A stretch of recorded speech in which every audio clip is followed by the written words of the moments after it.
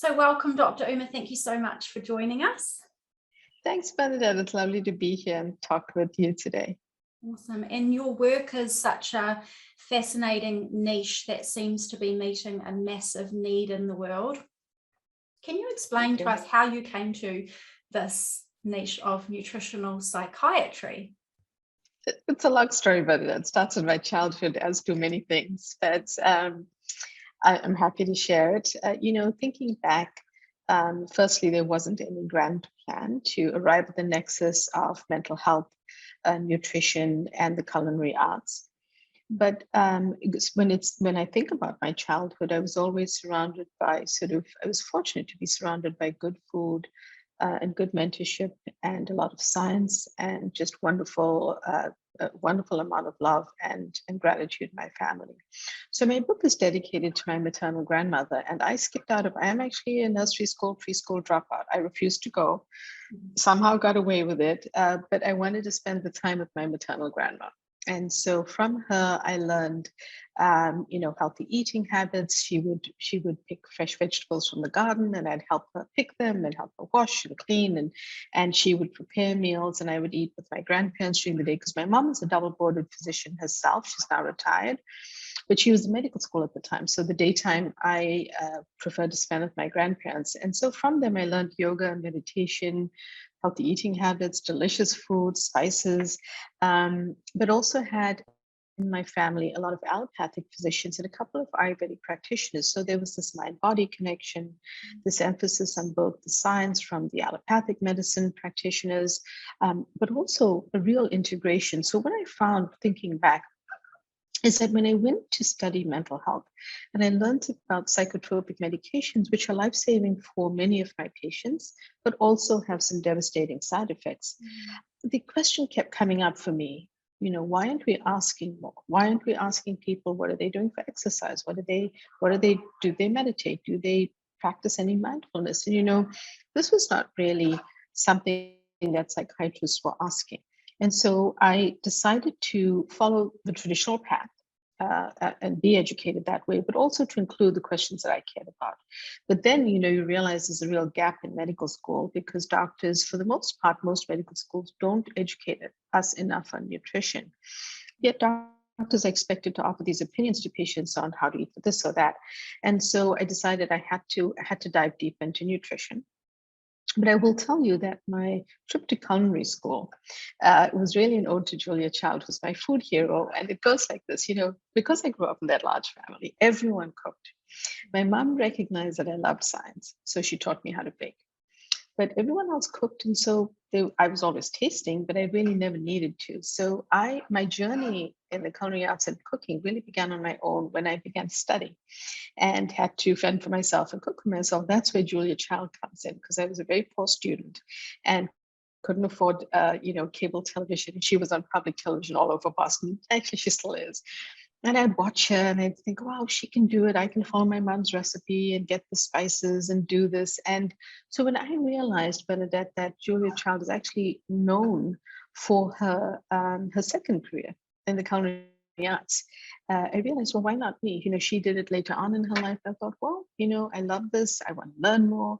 So I didn't think that all of this would come together in nutritional psychiatry. And I feel very grateful to have arrived at this nexus and have been supported by mentors where I work to say, this is good work, form your own clinic, start to see what you can do with this.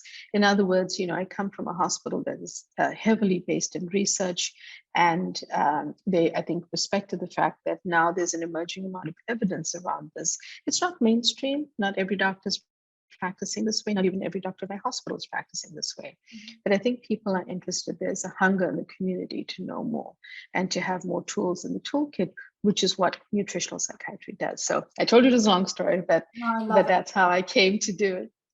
That's fascinating. And because it's a really, like you said, it's a really beautiful convergence of all of those things in an area that is so it's emerging and it's so deeply needed. There's so many people that are not getting resolution or full resolution from whether they're getting therapy or whether they're taking medication or whatever it is, for a wide range of mental and emotional challenges that they have, that are asking is there not anything else? Right. And it's sort of devastating. Right. Or is there more? Is there more? Is there more? And kind of disturbing to think that they could be eating stuff without realizing it, that's directly triggering or compounding symptoms. A lot of the symptoms. So one thing which I really appreciated about your book, which I just wanted to mention now, I've been reading it and loving it because I've told my community I've had anxiety since I was a child. So this is Dr. Omer's book. In the Commonwealth countries, this is called Food Mood Connection, but if you're in the States or other countries, it's called Your Brain on Food. This is Your Brain on Food. And, you know, someone who's been through these things, you know, reading it, it makes so much sense. And it's also somewhat, it's not that it makes you feel silly, but it does make you stop and think, I haven't really made the connection before between this and this. But obviously, you know, there's the saying, we are what we eat, right? And so absolutely. But, you know, don't feel bad about it, because we've all missed the boat on that one. You know, we go in and talk to our doctors and practitioners about a family history of type 2 diabetes or hypertension or even weight gain during COVID, but no one is actually going in and talking about their brain. The brain is the most important organ because nothing else functions without the brain. yeah. Even though it's small, it controls everything. And secondly, we're not really talking about anything related to our emotional health in the following way. People will discuss or talk to their friends about feeling sluggish after lunch, having brain fog, you know, feeling like they have no energy, or feeling jittery after they drink coffee or they eat something, but they're not putting it together with the mental component of it. They're speaking about that symptom, or they're speaking about that feeling, but there is actually this mood-food connection, this gut-brain connection, which explains the food-mood connection, and we should be talking about it. So, you know, I think that what nutritional psychiatry does, and nutritional psychiatry, Bernadette, is the use of healthy whole foods and nutrients based on the scientific evidence to help your mental well-being. And it does not exclude the use of medications or therapy. It's really all meant to work together. My feeling is we have to eat. We're going to eat several meals a day. Why not try to do it a little bit better and avoid the things or limit the things that could be triggering mental health symptoms, and help people feel emotionally better. And I think there's a lot of power in that, because it literally is within our own hands. And not to say that you shouldn't be discussing with your doctor, you really should, because not all good foods are good for you for different reasons. But, you know, it's about finding the personal plan and the precision medicine plan, which I work on more closely in nutritional psychiatry for the individual. I think what I really appreciated about your book is that it was really clear that it is undoubtedly important for every person, but is not necessarily the singular factor for every mental health condition. So don't all of a sudden drop everything that you're doing. Exactly. It's not meant to be that. It's like it's this beautiful plan that you can't leave this component out.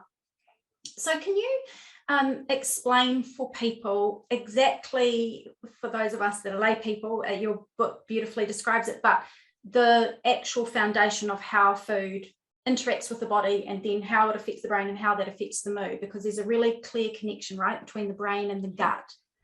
Right. So in chapter 2 of my chapter 1 of my book, I actually talk about the gut-brain romance. And I talk about this gut-brain romance because it's like romance. Romances are wonderful, but they're not perfect. They're good days and bad days. Same thing with the gut-brain connection. The gut and brain are far apart in the body. We don't originally or initially think that they are linked, but they arise from the exact same cells. And these cells in the developing embryo divide up and form these two different organs, but then they remain connected throughout life by the 10th cranial nerve called the vagus nerve. And the vagus nerve is also called the wandering nerve in the body. It connects the gut to the brain and the brain to the gut. And I like to call it a two-way superhighway because it works 24/7, 365 days a year, allowing for chemical messages between these two organs, but also the rest of the body. So when you think about it in very simple terms, you know, you eat a meal. The food that you eat gets digested. There is a community of healthy microbes in our gut. They make up what is called the microbiome. When we use the term the microbiome, it includes the genetic material as well. So those microbes, there are 39 odd trillion. The most studied are the bacteria, but there are 5 different kinds. They're tiny. You can't see them with the naked eye. but they're performing many functions in the gut microbiome. They work with vitamins, they regulate hormones, they they impact sleep, circadian rhythm, infections, immunity, but they also impact mental health, and they have a slew of other factors, a slew of other things that they do. But focusing in on the mental health, when those food products are broken down, when you're eating a healthy meal, the good products are broken down, and you get short chain fatty acids being formed. The gut microbes interact with these, help in the formation, and generally that leads to a good flow, good gut environment, and it fights off inflammation. If you're mostly eating a fast food diet, junk food, processed food, ultra processed food, high sugar foods, you are feeding the bad microbes in the gut environment. And when they thrive, they overcome the good microbes. And that's the beginning of what is inflammation in the gut. It takes time to develop, but we know from research that within a 24-hour period, the gut microbes start to respond. And over time, that individual, if they're following that sort of less healthy diet, they will start to develop inflammation. Inflammation is what leads to dysbiosis or imbalance in the gut. That leads to conditions like leaky gut, otherwise called intestinal permeability, and a whole slew of conditions. When it comes to mental health and nutritional psychiatry, that's when I see either new onset of symptoms or an uptick of symptoms. Mm-hmm. Suddenly someone really, as happened many times during the pandemic, a worsening of symptoms, not realizing it might have been related to diet. Now, diet is one of the major factors that impacts that gut-brain connection, but there are also things like stress that come into it, and I discuss in my book, and other things. But nutritional psychiatry really focuses on that gut-brain connection, explaining the food-mood connection, and that interaction with the microbes. Wow. And there was just one thing that I just had an aha moment. I've told you in my an email that I sent to your team, and just before we started that, because I've had some challenges around anxiety since I was very young. This really fascinates me. But I've just put two and two together because I read in your book, inflammation there's a direct relationship, right, between inflammation and, I've got it written down here, inflammation and one of the particular challenges. Where is it here? Inflammation and depression, and microbiome, amygdala, and anxiety. And I have I've had an inflammatory condition, a health condition, which took me a long time to heal, but I've never connected that if my body was in an inflammatory state, that was probably worsening some of also worsening. Well, I mean, I'm sorry that you were not well, but that actually very beautifully explains that connection. That's, inflammation is now being seen as the driving force behind several conditions. For example, Alzheimer's is really being called type 3 diabetes because these risk factors for cardiac disease or type 2 diabetes are the same. And so we are understanding that the process of inflammation that gets set up actually impacts from cognition to depression to anxiety to so many conditions. And this is what research is showing us. And what the message, the take home from that is that of the different things we can do, one thing we can do is pay attention to our nutrition. And it's a very simple thing. It's my feeling is, why not? We have to eat. We're eating meals. Why not do it a little bit better? No one is saying you have to give up everything you're eating. That may not be, great, but do it gradually. And it's meant to be, Bernadette, a plan that stays with you, a lifestyle change and a habit change that becomes part of how you live. And I talk about the 80-20 rule because I've designed the pillars of nutritional psychiatry. And the 80-20 rule, as I say to people, you might come upon a cupcake. You might have a children's birthday party that you're going to, or you may come upon something that's a less healthy option for your brain. But it's about that 80-20 rule. I'm not saying those foods are good for your brain, but I am saying there are times that if you've had that experience, the next meal, you course correct. You put in those healthy greens, you eat the color of the rainbow, you use the healthy fats and things like that. So you find that balance as you live your life so that it's a sustainable habit change. And it doesn't become something you suddenly do. Maybe you lose weight, maybe you feel better, but then most people boomerang when they do things so suddenly. Yeah. Yeah, and I'm internally kind of laughing about the fact that my naturopath was like, okay, here's the plan with this inflammatory condition, we're going to heal this. And of course, I'm like super anxious and highly strung, and I've kind of got that personality tendency anyway. And here I am saying, you're not going to pry this caffeine, this coffee from my hands. I won't have it. But she was saying the same thing. She was like, okay, well, instead of 3, 1. And instead of 2 shots, Right. a shot of coffee. And so we just bringing down the intensity a little. Right. So with the before we talk about and by the way, coffee is not a bad substance. It's really about the amount. It's about moderation, and it's about finding your body intelligence. So a person who is anxious, some people don't respond well to caffeine. They can't even have a half caff. And in that case, they have to kind of come off of caffeine and go for something else. But some people have a different tolerance, like yourself. So it's a case of, just slowly lowering the amount, because you don't want to develop caffeine withdrawal, which is real, but cut back to a healthier amount and balance it out with other great options, green tea or something else that you enjoy, even water, just plain water. Beautiful, so good. So are there some universal tips, and it's fine if they're not, if we want to talk specifics, but if managing and caring for your microbiome, regardless in your gut-brain connection, regardless of your current mental health condition, are there universal do's, don'ts, or tips or general directions that would be useful for people to know as a start? Absolutely. Perspective of Absolutely. So what I like to talk about, and I'll touch on some of the pillars of nutritional psychiatry, but what I also like to say to people is think about where you're at in your life right now. Maybe during COVID, maybe during lockdown, quarantine, any phase that you may be experiencing in your life.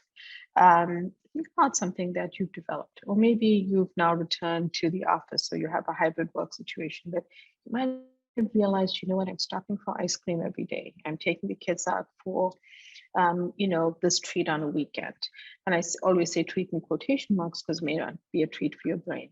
But you follow what I'm saying. You might have leaned into a habit that may not be the best for you.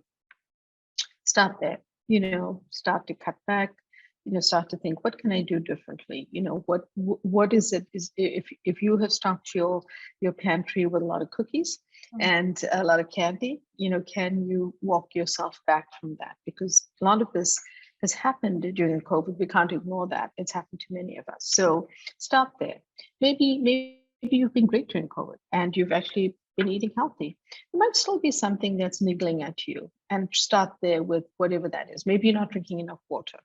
Dehydration is associated with anxiety. It's also associated with depression. And I share the research behind it on my Instagram feed. So it could be as simple as that.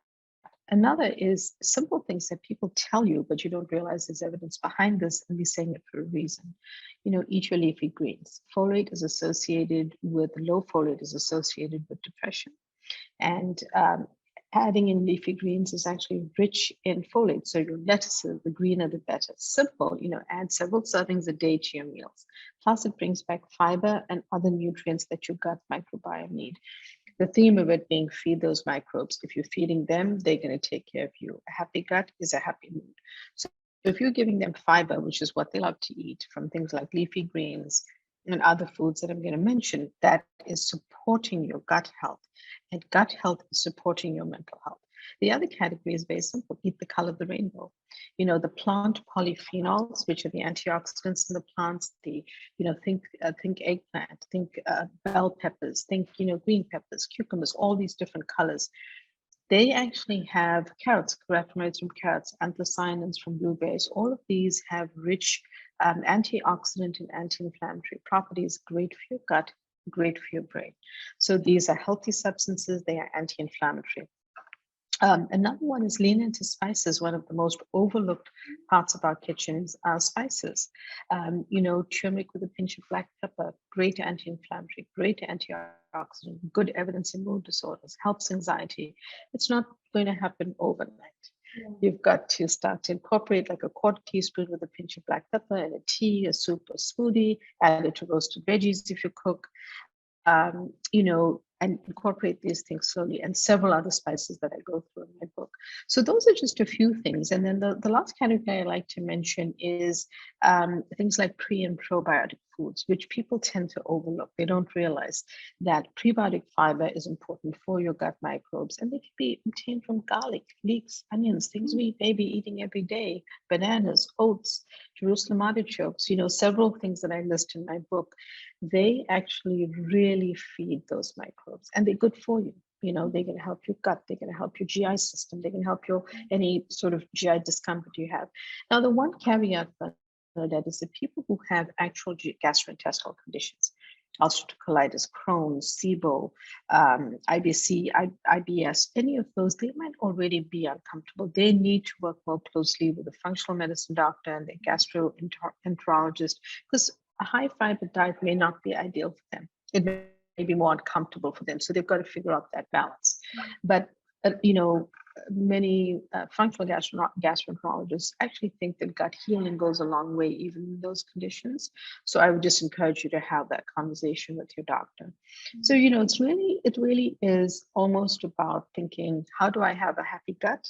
And how can I do that through food? Because really, by taking care of your gut, you are going to be taking care of your, when I say mood, I'm using a very broad word for many, many mental health conditions. Basically, the gut regulates so much of that. Because the other thing about the gut is that it contains more than 90% of the serotonin receptors and produces a very large percentage of the major neurotransmitters in the body.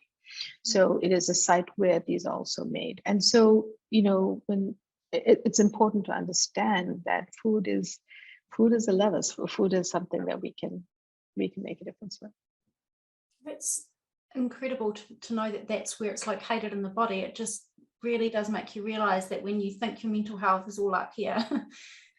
Well, exactly. It's not all in the brain as we previously thought, but at the same time, I think that the neurotransmitters are also in the brain, all of that. But there's also this almost like off-site area, which we've for decades have not really discovered, and the science has really emerged in the last 2 decades. So now that it's coming forward, it's really exciting in mental health. Can I ask you a little question? I wasn't going to ask it, but I'm going to ask it. Can you just give a short professional viewpoint on sugar and its relationship to mental health conditions? Is it having the same impact on pretty much all the different challenges we have with our mental and emotional health? So, sugar, I think sugar is problematic, certainly in the US, because it's in almost everything we eat. And it's the hidden sugars, right? The added and the hidden sugars that we're referring to. And very specifically, the hidden and added sugars add up, because one of the biggest problems that we're experiencing is obesity, but also type 2 diabetes, or being pre-diabetic. One of the things I start with is people need to understand food labels. So 4 grams of sugar is 1 teaspoon.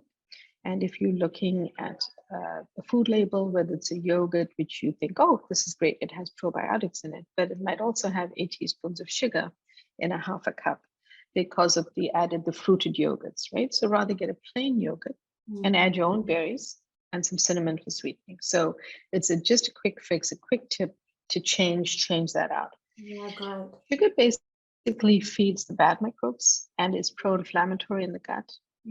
So when the bad microbes thrive, they really overcome the good microbes. So if there's, there are natural sugars in fruit, right? And in mental health, they talk a lot about berries because they're lower glycemic, and a lot of individuals who are prescribed medications may be struggling with their weight because of side effects of medication. So I start with berries, and I want them to have some fruit, a couple of servings, but I want them to pay attention to having, vegetables, fruit, beans, nuts, seeds, legumes, healthy whole grains, healthy fats, and all of these, and then limiting the stuff like artificial sweetness or the sugar because of the impact. So, sugar we know is not the best for us, but there are also effects on the brain, and the fact that cravings for sugar associated with they work through the same reward pathways in the dopaminergic system in the brain that cocaine does. So there's this reward system when you get into the cycle of, we're facing the holiday in the US, Halloween. And it's just perpetuating a cycle of candy eating that just gets your brain into the cycle of wanting more. Because a colleague of mine said the other day to me that after many months he attended an event that was a small event during COVID. And he said he was exposed to tons of cakes and cookies and cupcakes at this event. And he said he hadn't had any, and he really felt for it. He was sharing this with me. And he said he ate some of it. It was a morning, it was a sort of a brunch sort of event. And he said he got home, he slept all afternoon. And he immediately, his body had not had that added sugar, right? He was obviously eating fruit and other things, but he noticed the change. So I think that,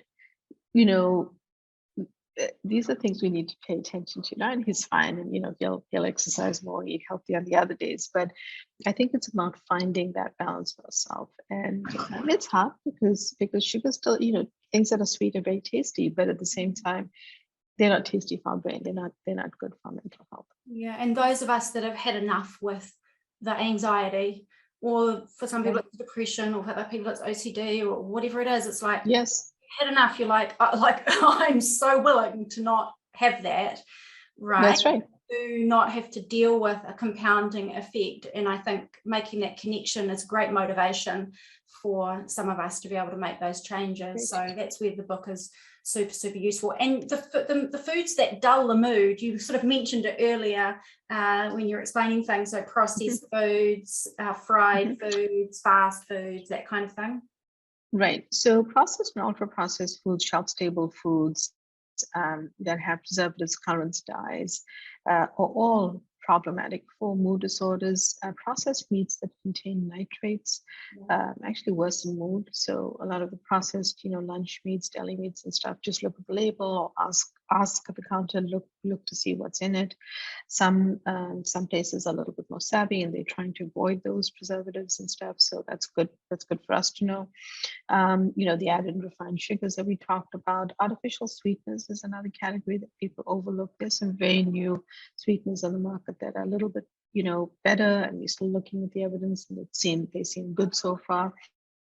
But a lot of the natural ones, like stevia even, does have some associated problems and anxiety. So I'm not saying don't have it. I'm saying if you're having an iced tea and you're putting 3 stevia in, there's an opportunity to cut back and think, well, if I cut back on diet soda, or look at what you're getting that could be labeled sugar-free because it is, but it has an artificial sweetener. Those are ways to be savvy and to clean up your diet, because it might be driving or triggering your symptom without realizing it. So in my book, I have lists of foods to embrace, which are much longer than the foods to avoid.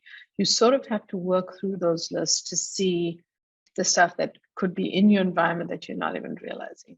Things like Diet Coke, or that just or low energy. I should have actually said diet soda. I'm not calling out a brand, but diet sodas, use these, and people think, oh, let me give up sugar, I'm going to do this.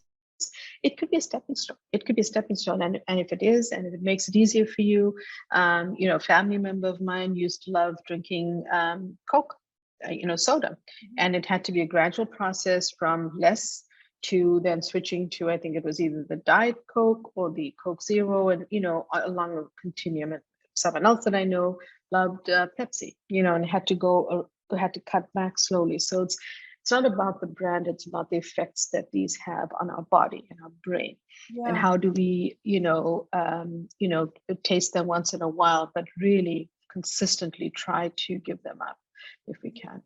Because I was trying to limit them, wanting to get some magnesium, like you did with coffee. Yeah, exactly, like a cutting back. But I was trying to drink electrolytes the other day, and then I was like, "Oh, this is fabulous! This product's great!" And then I was like, and I looked, and I was like, "Oh no!" I was like aghast. It was full of artificial sweetness, and it was just right. So it's like being savvy. It's being savvy and asking those questions. I'm going to ask another slightly controversial thing that maybe some people don't want to hear the answer to, but I'm fascinated by it. Can you just give any insight about alcohol and mental health and anxiety zone? Sure. So alcohol, like caffeine, there are certain studies that point to red wine, resveratrol, the positive effects on cognition and things like that. But as with every substance, even good substances. So even when I talk about fiber, and I say, eat this and eat more vegetables and stuff, no one, even with that, people can overdo it, and they can really upset their gut by going too fast, too strong earlier on, and really having too much of that food. So that's when I say, good food is not always good for you, because everything in moderation. So with alcohol, in moderation, pay attention to your body intelligence. If you are leaning on alcohol to go to sleep, then it's going to disrupt your sleep architecture. That is different from having that glass of wine on a weekend dinner, and enjoying it with whatever meal you're having, and not having a problem with sleep. But if you are saying, I have to have that glass of wine to go to sleep, that's a problem. Remaining hydrated when you drink alcohol, very important. If you are waking up anxious, if you're waking up jittery, it might be that either you're consuming too much, or it's affecting your body in a way that's probably something to pay attention to. So, I think that one of the things we've faced in the pandemic is many people have increased their alcohol use and drug use, recreational drug use, and it's something to be paying attention to. So, like with caffeine, like with same thing with alcohol, in moderation, pay attention to your body, cut back if you're struggling a bit. And if you have kind of increased your use over the pandemic, maybe try to get some help, speak to a counselor, see what's going on. I had an individual recently, Bernadette, who until she spoke the words out loud in this appointment to me, she didn't realize what she was doing, because it had become so much a part of her normal day. She was really suffering with anxiety, which is why she'd come to see me. And this was a virtual appointment. And she said, so, I was going through a food log and she was basically drinking, by the evening, she was drinking 2.5 glasses of wine. She was so anxious that she was not finding if she could get onto a Zoom meeting. Her meetings, because of the time zones, were starting around noon. So when she had lunch, she was having a glass of wine to get onto the meeting, to calm her nerves.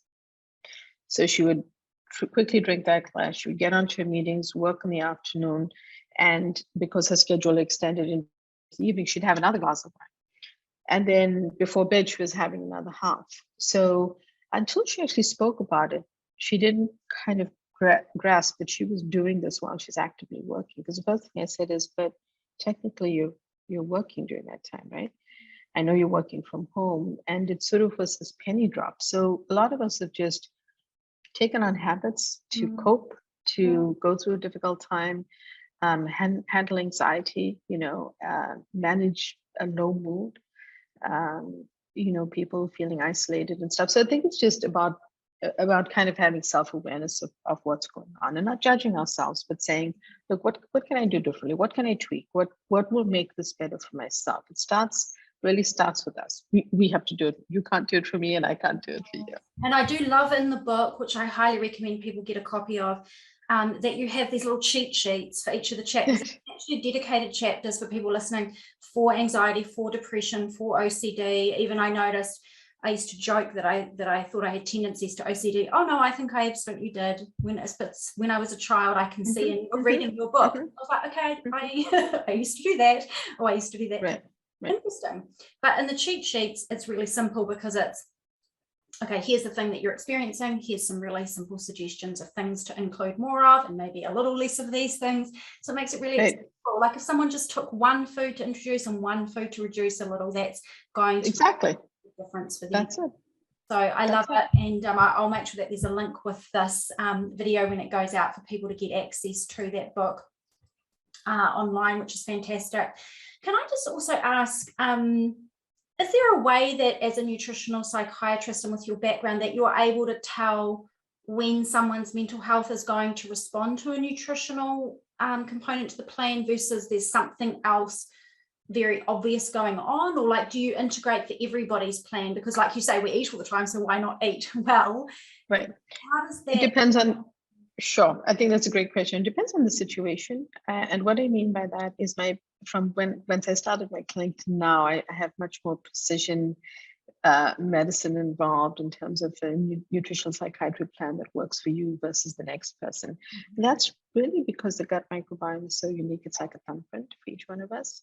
So it has to be personalized. Now, that being said, I think that it's important to understand that someone who is actively suicidal, manic, severely depressed, losing touch with reality, they can always eat healthier. But the first step is emergency or more acute care to get them the help they need. Or say someone's struggling, like I said, with a substance that is getting out of control, maybe. That being said, we can always eat better. So integrating it at a point that they can is very, very important. And making sure that we do it. And I also feel that there are some individuals who can still function and still, while they have active symptoms, they can still function, get to work online, do what they need to do, and are able to compartmentalize seeing a doctor like myself and saying, yes, I'm going to do this in my diet, I'm going to tweak that. And I've also had success with individuals like that. Part of it is motivation, the extent of their symptoms. It can't be debilitating symptoms where they can't leave home because they are so anxious or have symptoms of OCD, which happens to people. It's got to be that they're functional. We find that sweet spot of, yes, we can delay starting a medication and see if we can use these nutritional strategies. Also had success with that. So it very much depends on the individual and the situation. I just love how compassionate, holistic, logical, science-based. I love how it's all of those things. It's really super refreshing to hear a leading doctor talking about nutrition and integrating that aspect into the healthcare care plan. And what's beautiful as well is it's preventative, right? As we eat this way, it's preventative for our stress levels and all those things. Exactly. It's especially preventative, throughout, well, firstly, I think it can be that way throughout our lives because, people are talking about how they walk themselves back from being pre-diabetic. They improve, their use of, and I've had this success with some of my patients who've worked with their diabetologist to cut back on the insulin that they're using because they're actually eating healthier, they're eating the right combination of foods, and that type of stuff. So there are ways to work with your doctors to get better results. But I think, being informed, it starts there. Being informed and finding the right doctor who has the best fit for you, because we were talking before we started recording about where we are in the world. And I've been very fortunate that I'm not quite sure how, but, I've heard from people all over the world wanting to learn more, wanting to do more. And it really took me a while to figure out how do I wrap my mind around this, because it is not possible for me to see everyone who reaches out to me, but I can educate people to use this method, whether they're a health coach or whether they're an MD, whether they're a nutritionist, whatever their training. And sometimes it's just for a consumer who wants to eat and feel better, just a person who cares about their health, as many of us do. And so I've decided that I'm releasing my first course in nutritional psychiatry, which will be virtual.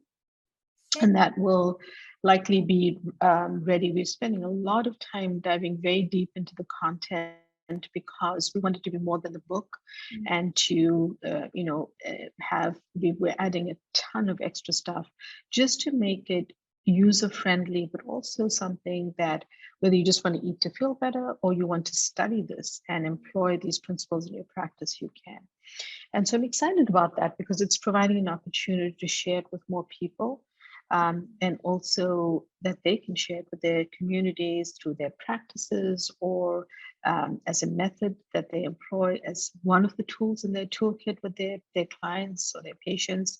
So I'm excited about that, and we've been spending a lot of time doing that. That is a real gift, because I'm sitting here thinking, yes, well, you can only see so many people in a day, and you're in demand. So, and I love that you're making that available so that other people can integrate that, not only just for themselves, but through their work for other people. It's a very generous and expansive thing to do in terms of having a greater ripple effect and getting the information, like you say, at a greater depth than the book. Exactly. It is, it's really a way to create the educational perspective, right? Because this is, and it will be, just to clarify, but it will be a paid course because I've had to put a lot of resources into creating it. But that being said, I'm creating this educational system outside of an academic system, because you realize that, I think about it like mind-body medicine. So early on in my career, I still work with the Benson Henry Institute at Mass General Hospital. I presented their upcoming conference, and Henry Benson is the father of this amazing movement. Herbert Benson. It's called Benson Henry Institute because one of the donors is John Henry. But Herbert Benson, back in the day when he was talking about mindfulness and meditation and all of these things, it was not mainstream. And I will tell you that it's grown over this time, that during COVID, it is one of the most sought after resources. So I think about nutritional psychiatry that way. It's not yet mainstream. But I'm honored to have started the first clinic at a major teaching hospital in the United States, and I only can hope that we can grow this in other ways, so that more people can use these methods and help others feel better. I do appreciate fully the academic environment, but I'm also so happy that you're creating that resource for people to register and sign up and exchange the energy with you to learn from you in a different type of environment, because I think it will be far more expensive for people to access it. And it's exciting to be able to talk to you while it's emerging this way as this new field. I love mind body medicine, and when I first saw, I told you I first saw a post about you in your book on the CrossFit Instagram page, and I was just like, I felt like hallelujah. This is so awesome. And then I saw it posted so many. That's awesome. So I think what I'll do with this video is put a link to your website so that people can stay in touch and be getting any emails. Thank you. Yeah. But also your Instagram, because you've got a fantastic Instagram account, which you do interviews with other people and tips and various things. So I will make sure that that's there as well, so people can connect with the book and the Instagram, and that way they can stay in touch. That's awesome. About the course when it comes out. Exactly. So that's where they'll get the information on the course. So thank you for saying that, because we are close to having it ready, but we want to do a good job of it. So we're spending a lot of time really fleshing it out. Nice. Well, you are a treasure for the fascinating background that you have, and I loved your personal story of what led you to what you're doing now and the gifts you're now giving to the world through this nutritional psychiatry. Thank you for taking the time to be here and spend your precious time with me to share with our community. Thanks so much, Brenda. It was a pleasure to talk with you. You had such great questions, and I appreciate you. Thank you.